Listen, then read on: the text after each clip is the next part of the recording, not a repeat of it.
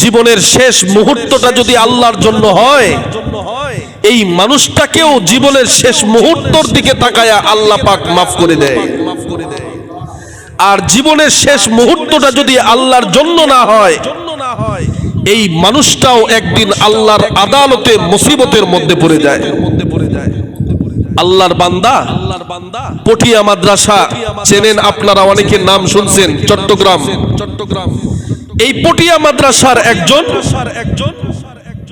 বাণী, যিনি পটিয়া মাদ্রাসা যারা প্রতিষ্ঠা করেছেন তাদের মধ্যে একজন আল্লামা আজিজুল হক রহমাতুল্লাহি আলাইহি। অনেক বড় একজন আলেম এবং বুজুর্গ মানুষ ছিলেন।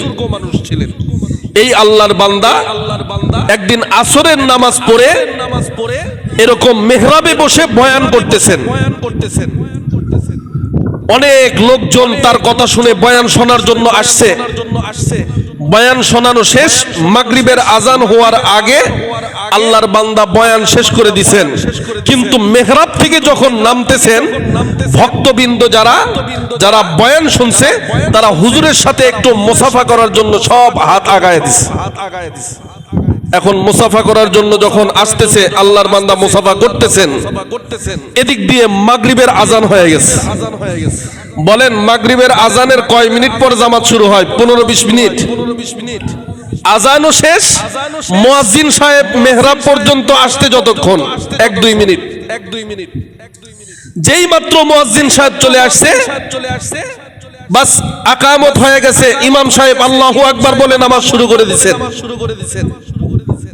আল্লাহর বান্দা মুসাফা করে মসজিদে ঢুকতে ঢুকতে 1 রাকাত নামাজ তার ছুটে গেছে। তাকবীরে উলা সে পায় নাই। যখন তাকবীরে উলা ছুটে গেছে, নামাজের কাতারে দাঁড়ায়া নামাজ কমপ্লিট করলেন জামাতের সাথে ঠিক। কিন্তু আল্লাহর বান্দা নামাজ শেষ করার পরে ওই জায়গার মধ্যে অজ্ঞান হয়ে পড়ে গেলেন। ভক্তবৃন্দ যারা মসজিদে যারা উপস্থিত, সবাই তাকে ধরে একটা বিছানায় শোয়ায়া দিলেন, মাথায় পানি দিলেন, কিন্তু কোনোভাবেই তার হুঁশ আসে না, কথা বলে না। লম্বা টাইম পার করার পর ডাক্তার আসলো, কবিরাজ আসলো, চিকিৎসা করতেছে। কি হলো? হঠাৎ ভালো মানুষ এতক্ষণ বয়ান করলো, হাসি আনন্দের সাথে নামাজের জন্য প্রবেশ করলো, হঠাৎ করে তার জ্ঞান শূন্য হয়ে গেল। কারণ কি? আল্লাহর বান্দা কিছু বলে না, হঠাৎ করে তার চোখটা খুলে শুধু একটা কথা বললেন, ও আমার মহাব্বতের বান্দারা, দোয়া করো এশার নামাজের আজানের আগে যেন আমার মরণ না হয়। সুবহানাল্লাহ বলেন।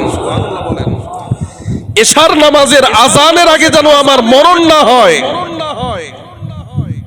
ভক্তবৃন্দরা চিন্তার মধ্যে পড়ে গেলেন, হুজুর বলে কি এটা? এশার আগে যেন মরণ না হয় মানে কি? এশারের আজান হয়ে গেল। আল্লাহর বান্দা ওযু করে মসজিদের দিকে চলে গেলেন, নামাজ পড়লেন। নামাজ পড়ে যখন মসজিদ থেকে বের হইতেছেন, তার চেহারা, তার আকৃতি, তার অবস্থাটা এমন দেখে মনে হইতেছে তার কিছুই হয় নাই, সে কোনো অসুস্থতার মধ্যেই পড়ে নাই। ভক্তবৃন্দরা এসে জিজ্ঞেস করতেছে, হুজুর একটু আগেই তো আপনি মরণের মতো শুয়ে ছিলেন, এত অসুস্থতা মনে হইতেছিল, কিন্তু এখন মাগরিবের আজানের পরে আমার তাকবীরে উলা ছুটে গেছে। বিগত 40 বছর আমার তাকবীরে উলা কোনোদিন ছুটে নাই। 40টা বছর আমি তাকবীরে উলার সাথে নামাজ আদায় করি। আজকে মানুষের মহাব্বতে আমার 1 ওয়াক্ত তাকবীরে উলা ছুটে গেছে, তার মানে আমি কাফের হয়ে গেছি না, তার মানে আমার ইবাদত বরবাদ হয়ে গেছে না, তার মানে আল্লাহর আদালতে আমার দাম কমে গেছে না। সব ঠিক আছে, কিন্তু এই অবস্থাতে এশারের আগে যদি আমার মরণ হয়, আর আল্লাহ যদি আমারে বলে 40 বছর তাকবীরে উলা আদায় করলা, কিন্তু মৃত্যুর আগে তো আদায় করতে পারো নাই, এই জন্য আল্লাহর সামনে কি জবাব দিব? এই জন্য চোখ বন্ধ করে আল্লাহর কাছে দোয়া করতেছিলাম, আল্লাহ এশারের তাকবীরে উলা আদায় করার আগে যেন আমার মরণ না হয়।